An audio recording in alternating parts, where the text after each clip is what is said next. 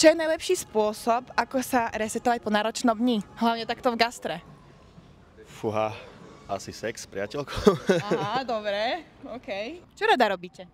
Ja televíziu si pozriem. Dobrá kniha, zacvičiť si a príroda. Príroda je super. Spánok. Spánok? Spánok, taký fakt, že taký nap proste dať a vyspať sa. A najlepšie, keď sa zobudíte až tak niekedy si o 7 alebo takto a potom nič nestíhate. A potom prokrastinujete. Áno, presne.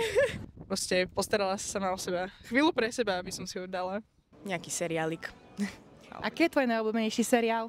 Ja mám celkom rada Simpsonovcov, taká klasika, ale teraz som dopozerala Squid Game. A čo na to hovoríš? Super, za mňa pecka. Teraz čakám a idem pozerať Rúžu pre nevestu. Čo povieš na nové ružičky? No práve, že ja som ich ešte nevidela, lebo čakám, mám to pozerať s jedným kamošom a čakám na neho, takže ešte som nevidela a nechcem si to spoilovať. Takže tak. Určite si to užiješ, si myslím.